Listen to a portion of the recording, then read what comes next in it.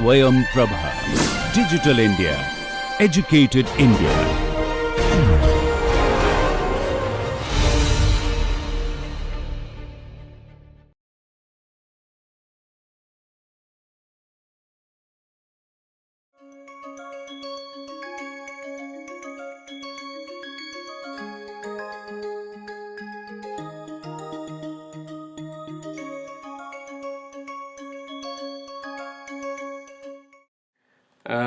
Resistive sensors. Okay, you might have already seen, or maybe you might be seeing for the first time, I don't know. So these are typically the strain gauges. Okay, are resistive sensors. So what people do is, they lay down this kind of a architecture of like a wire which is running across this patch of the sensor, and this wire is actually some kind of a metal, okay, which is laid on some small, very thin kind of a plastic substrate. And when you stick it to some metal or some place where you want to sense the strain, then when it is stuck there and you start bending that beam, or say for example, you have your steel ruler that you use for measurement. That steel ruler, if you imagine this patch is stuck on that steel ruler at one end, and you hold that end firmly, and then you apply some kind of a bending force at the other end, then the strain that will happen at this end will get sensed by using this resistive strain gauge sensor. Now you might have seen this formula principle, and so the principle of operation here is just that the resistance value, okay, R, which is equal to rho L by A, okay, where rho is resistivity. As the length changes, delta L, change in the length will cause a change in the resistance. Okay, that is the basic principle on which this typical strain gauges or metallic strain gauges are based on. Okay, so typically the gauge factor will be 2 for the metals, but then there are some other kind of ways the resistance in the material can change. So if you have the resistivity change itself, rho change itself happening, then your gauge factor can be enhanced to higher values. Okay, so nowadays there are sensors that are coming up in the market which will have much higher gauge factor. So these are what kind of sensors can you think? They are analog or digital? Yeah, they are analog sensors, right? There is nothing digital here. So you apply the voltage and in some kind of a Western bridge kind of a configuration, and you give the strain, and then continuous change in the voltage will happen at the output of the sensor. And then to kind of interface it with microcontroller, you need some kind of a conversion of analog to digital, and then you can interface it with that. There will be some of the issues when you start practically using these sensors. There will be temperature considerations, there will be noise issues, and then if you want to use, whether you want to do single axis kind of or single sensor kind of a measurement, or you need to kind of use what kind of a configuration that you want to use, that depends. So we'll see some I'll post some material about that in the thing to kind of you to refer to and see half bridge configuration, full bridge configuration. What are the formulas that are available? They are directly available. One can derive them by using Kirchhoff's laws, but we don't need to get into probably in details. I mean, it's just an application of Kirchhoff's laws, and using that for finding out some output for the strain gauge. Okay, that kind of exercise. So this table I'll post in the Moodle, our notes. Then you can have this more advanced now semiconductor based strain gauges. Say silicon For example, when used as a strain sensor, the basic difference is that we are not just dependent upon the length change there. Okay, so suppose we lay like the silicon strain gauge, then the difference from the metal is that like in the formula you have a rho L by A as a resistance, right? So rho is a resistivity. Now this resistivity itself changes in the semiconductor strain gauges. Okay, so it's basically based on the principle of like the flow of electrons that happen inside the semiconductor. Okay, so the distance change for the electron to jump from one kind of a molecule to other molecule to kind of like create a flow path, that change itself affects the resistivity. Okay, in case of semiconductors. In case of metals, you will have a free electrons, so there is no such kind of a need there. But in the semiconductors, you'll have that kind of a possibility happening, and based on that you can create like very highly sensitive strain gauge sensors based on the semiconductor principle. And that sensitivity is important for the noise considerations. So if you have very highly sensitive sensor, then like typically the sensor to noise ratio can be minimized. Okay, so that is a principle that one can use for having a to deal with noise in some way. Then we can have particles of conducting material in some non-conducting polymer. Okay, that can also create some kind of a resistive sensor which will have a very high gauge factor possibility. Okay, the same principle, like you have a polymer matrix in which the carbon particles, for example, are there, and carbon particles are conducting, or carbon nanotubes, for example, or like graphene, for example. That is the conducting domains in non-conducting material. So the I mean the boundary is very small. I mean it's not like very far away kind of a boundary. It's like a dense packing of these particles in the polymer matrix, and just the electrons have to jump between in the gap that is created by the polymer between the two, say, carbon nanotubes, for example. And this jump will be kind of creating resistance for the path, and as you bend or as you kind of give a strain, the the length of the jump starts increasing. Okay, so amount by which the electron has to jump to kind of like get to the next kind of a conducting path, that increases. And that because of that, you can imagine that small increase in the distance will have a large kind of a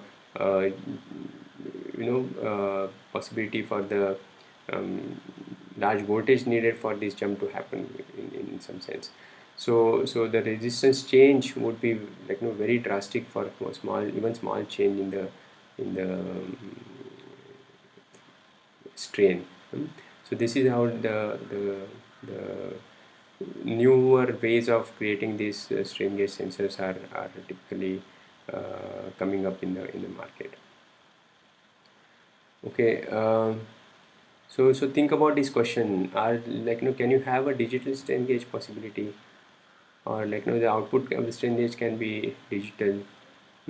So think about this. Okay, and so once you have some kind of a ways of like thinking this classification, can we see, okay, can I have like this digital domain sensing possible? That can open up some interesting kind of innovative ideas in your mind. So these are like some pictures of actually these strain gauge sensors for like different kind of configurations, and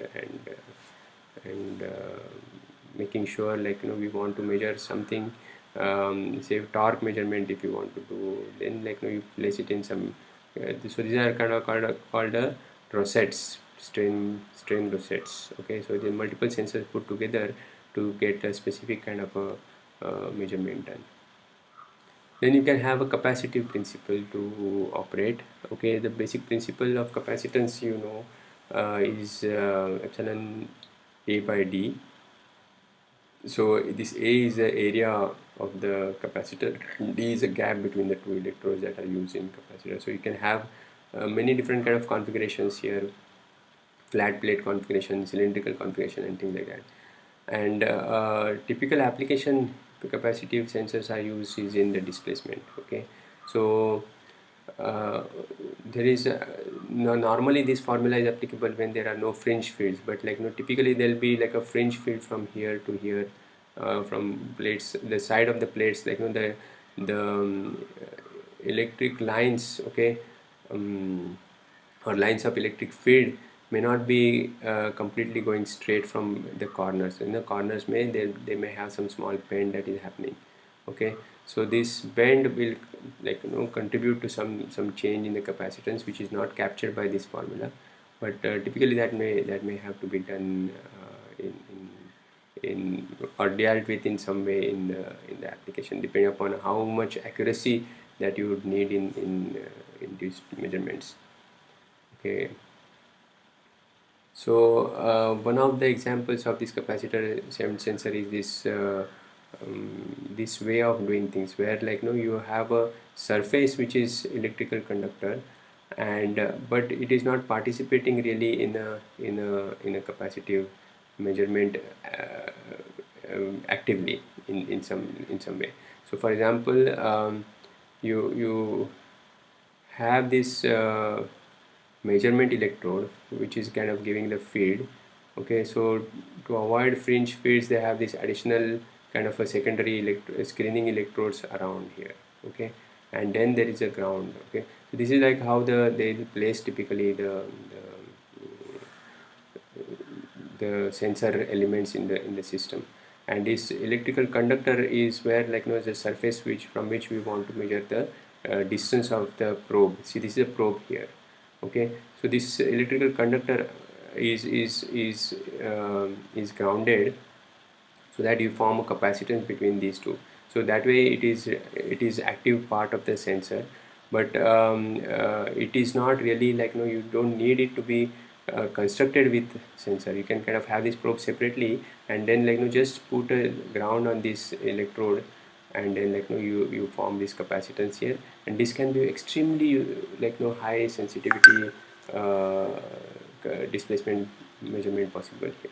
So typical displacement measurement with these units is can be possible to the extent of some few nanometers. Okay, not just tens of nanometers, but some 5 or 10 kind of a nanometer, less than 10 nanometer kind of a positioning sensing can be possible with such sensors. We do have such sensor in our lab. I mean, whenever you want to in the future, you want to kind of take a look at, you'll be able to kind of amazed to see how accurately and nicely it gives the positioning data.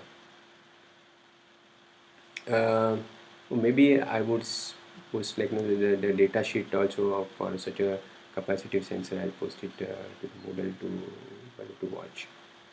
Okay, these are like inductive sensors, where you might have seen these already. This is called linear variable displacement transducer, okay, LVDTs. Okay, they have this primary coil, and primary coil is excited, and secondary coils is where we are measuring the voltage. And this the magnetic core, when it is moved inside, then the coupling of the voltages to these secondary coils changes. That is the principle these LVDTs are based on. Okay, so these are some industrial LVDTs that are there in the market, and these are also very extremely high resolution kind of sensors can be possible with LVDTs. Okay, then in the optical domain, you can have is a very what you say interesting or important sensor for a lot of mechatronic systems. Okay, encoders. Okay, so these are different from the encoder word that is used in the electronics domain. Okay, so we need to be careful about this is mechanical encoders, where you want to sense a position, then you do this based on the principle as demonstrated in this figure. what we do here is like, we have a light source here, and then the light detector on the opposite side, and there is a wheel which is having the slits. Okay, there are some dark portions and some bright, like, the transparent portions. So some opaque parts and some transparent parts. Okay, or some gaps. Okay, either way. So when the light like so this is powered up, light is powered up, and like, it receives the detector receives the light to begin with, maybe, and then, like, you start rotating the wheel, and the light will get cut by the wheel. Okay, as the light gets cut, the detector will respond to that. This is a light detector, so it will, when the light is not falling, it will kind of respond and give some signal, and that's how, like, one can get a signal out of this optical sensor. So you count this number of pulses that are coming on this light detector here, and once you count, like, that count will indicate the position of the wheel. Now the question is, like, how do you kind of sense the direction of rotation? Okay, so we'll come to that in a minute. But think about, like, how do we sense the direction? Okay, if you rotate in this direction or this direction, only the thing is that happening is that, the light is getting cut. I mean, and you are registering some pulses there. Okay, so for there is very interesting ideas that are used for getting the direction sensed. Okay, we'll come to that. So this is one kind of a sensor which is of the incremental type. Okay, it just gives you incremental information about the displacement. So you can count the number of pulses. You get from some reference, you will get to know the total displacement, but you don't get absolute displacement here. So there could be possibility of absolute encoders also, but I mean, it's very, people not, I mean, that is not very widely used. It's very rare to use these absolute encoders. Although their construction is little difficult, but we maybe will have a chance of looking at some kind of a principle, and, like, how their absolute encoders are designed. So you can have a linear possibility for sensing, or you can have a rotary possibility for sensing. Okay, with the encoders. Okay, so in the linear case, there is a scale which is having these strips, okay, on the surface. Now, as you can see here, we are having this transmission kind of a principle. So same thing can be possible if I have a reflective principle here, so that, like, the light reflects from some surfaces and comes back, so that I don't need to have this kind of a complete pathway for the light, so that this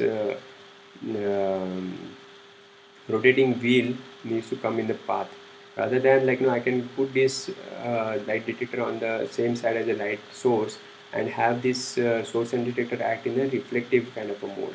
So the light falls on some surface and reflects from the surface and getting registered. That is a principle typically used for the linear encoders. Okay, where they have a linear encoder head which is running on a scale that encodes that gives some kind of a that encodes the strips. I mean, the position scales. Okay, so the idea is, like, you shine a light on this scale and you take the reflection. There are some reflective parts and some transparent non-reflecting parts on the surface of the scale, and that's how, like, you have a distinction between the two parts. Now there are many different additional principles that can be used, where this reflection happens as a reflective grating kind of a way. If you have these reflective parts very tiny, then the light starts behaving in a very different way. Okay, so this has different kind of repercussions for I know, actually this becomes a little more complicated to do the encoding, in a sense. So the thing that is coming out from the although the strips has, like, say, 1 micron kind of a line spacing, the spacing that is registered by encoders will be, or your sensors may be different based on, like, the grating or the diffraction patterns that are produced by reflection from such a small distance. See, when the distances are larger, you don't have the light diffraction effects. But when the distances get smaller and smaller, then you'll have to deal with the light diffraction effects, and then consider that in your analysis or your calibration or your detecting your output of the sensor, whatever you want to say. In rotary, there are these two possibilities I already told you, absolute and incremental. The linear encoders can also have absolute encoding possibility, but not very widely used at all. Now we come to this question: how do we sense direction of these pulses? Okay, there are just pulses that are coming. Then how do we sense direction? So the idea is to use instead of one, we use two sensors, and the two sensors are put in such a way that outputs of them are 90-degree out of phase with each other. Okay, so that has two advantages. One is that it enables the detection of direction, and other advantage is it enhances the resolution. You are putting, instead of one sensor, you are putting two sensors which are out of phase. Then you're expecting that resolution also will increase because we have two sensors now. Okay, the third sensor may be put if you want to know, that is called incremental pulse that you want to, this is a over one complete revolution you get one single pulse. Okay, so that is a output that you get. It's defined as I output I for the sensor, and these two phase outputs that are coming, they are phase A, phase B. That's what is the standard terminology that is used in the encoders domain. Okay, so we'll see now these A and B pulses that are coming, and this increment of a revolution. Okay, that is I pulse will typically be a simple single pulse that is coming out. So we don't need to look at in more details. We'll look at this 90-degree, how this 90-degree phase difference helps us detection of direction is what we need to kind of focus on now. Okay, so imagine that you have this two sensors which are two pulses which are coming as the rotation happens. So so in this particular case, if you see at position 1, you have you have 0 0 output. A and B is switching to this, but okay, let's start with some other position. Here they are both 0.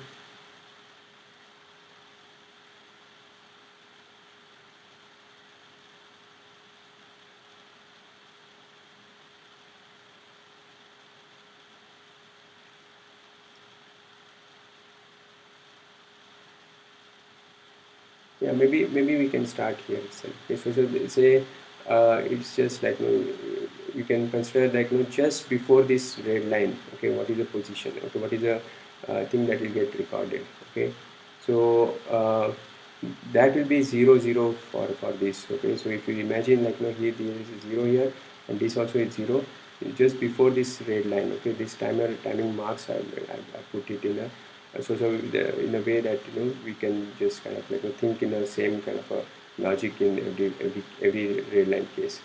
Okay, so here there is a 0 0 here. Then if you go for the next position, okay, then A is still 0, okay, but B has gone to 1. Okay, we are now reading just before the red line. Okay, so red lines are drawn where the transitions happen, but we need to kind of be consistent with where we kind of consider this phase output.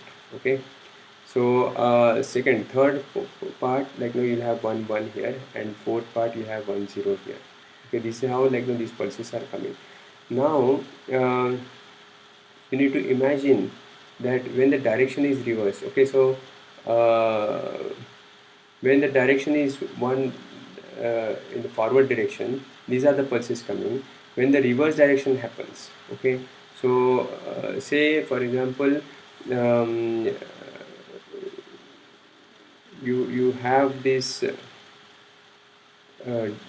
strips which are, or this requires a little bit of imagination, or like you need to do a little bit exercise. You can take a pause here and then use the slits as I have shown here in this diagram, and put actually the two sensors you know such that you have the A and B output coming as shown in the first kind of a way, okay, when the forward direction motion is happening.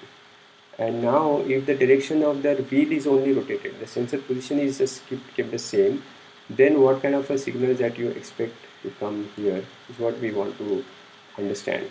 Okay, so do that little bit of exercise by pausing up here, and then you will find this will again take this little bit of a discussion when we talk about in the discussion class. Okay, so this is this you may or may not be able to crack it at this point, but just give a fair try, and then we'll come back in the class to talk about this. Okay, so we'll do that. So is like a clockwise direction of rotation, and then the anti-clockwise some direction of rotation will have the output produced in this kind of a fashion: 0 0 followed by 1 0 now, and then 1 1, and 0 1. So based on this, okay, 0 0 is followed by 0 1 or 1 0, you can say that the direction of the incremental encoder can be found out. Okay, so this is how one can go about getting the direction, okay, by using these 90-degree phase shifted signals and seeing how they are coming with respect to each other. Okay, so you think about, and then if you have doubts, we can take up in the discussion class. Then you can have something called Moir fringes. You might have seen you have these gate which will have so say, or basically some kind of a mattress, for example, or gate which is having these bars which are vertical, and you run the other kind of a set of bars which are slightly at an angle to it, and you start kind of moving around. You can see this kind of a fringe pattern coming. Okay, so you can simply maybe we have a experiment. Maybe I can show some experiment, or see or maybe is it difficult, or maybe some video maybe you can see. Okay, see, it's basically you have these parallel kind of lines drawn on the surface, and then you are moving with an angle these lines with respect to each other, and then there's some kind of a patterns that you see called Moir fringes. Now this effect also is used in many different ways in the research these days. Okay, so these diffraction effects will give these kind of patterns. Okay, so one can use these patterns to kind of do the sensing. Okay, for example, for very small motion for a very small angle between them, these patterns will start moving very fast actually. Okay, so even for the small motion, these patterns will move in the perpendicular direction fast, and that can be a source of information or sensing in optical encoder based on this principle. Okay, all right. Then this is another kind of we can have more kind of a complicated examples where we are using some kind of a light path with additional light elements, reflecting elements, or the mirrors and things like that, or beam splitters and things like that, to put together very highly sophisticated sensors. Okay, so that is possible. Okay, so this is the sensors we use in long back, in my PhD days we have used such a kind of a sensor. Okay, then in autofocus cameras you can have these different kinds of optical sensors. You can see this is a SLR camera in which you have this array of CCD. Okay, and the CCD will record image, and if the image, if your So this is just an example of some pattern that is imaged by the CCD. Okay, it may not be, you may not have always this pattern, you can have whatever image you are focusing on at that time. But I'm just kind of like, this, suppose for such a kind of a pattern, you see the left part is a blur part of the image, and you don't have very sharp distinction between, like, see, if you see bottom side, that's an array of CCDs. Okay, so these CCDs are actually acting, giving this output which is blur, in the sense, like, you don't have a sharp kind of a distinction between the two adjacent CCDs. Okay, so as you start moving the lens and the image starts becoming clearer, you get this distinction very sharply. So sharp boundary is found, and that's when, like, the smartness can be built in the system to say that, okay, oh, now it is in the focus. Okay, so the more is the contrast in the CCDs, and, like, sharp kind of a lines that you find in the on the CCD, then you can say that, okay, this is image is in the focus. Okay, so like that you can have this autofocus sensing possibility. Then there are these magnetic sensors which are based on the Hall effect principle. The principle is very simple. You have the semiconductor which is flowing current in one direction. So this is the direction of current in the semiconductor, and then you have a magnetic flux which is applied in the direction perpendicular to it, and then you'll find that, like, because of the flow of current and in this magnetic field which is perpendicular to it, the electrons will get deflected in one direction. Okay, and that deflection of electron will create a charge on that side. Okay, so that charge is basically sensed for the Hall. It's called a Hall effect. Okay, so this is a principle that the Hall effect sensors are based on. Okay, so CD-ROM spindle motors. See, these Hall effect sensors are used in a lot of these BLDC motors to sense, like, the magnetic field or magnetic flux happening in the system. So if some kind of a feedback mechanism is there based on that. Okay, so we'll see some examples as we go along. When we open the CD-ROM drive, in the spindle motor, we'll be able to see these Hall effect sensors. Then this is another example for the car window opening operation.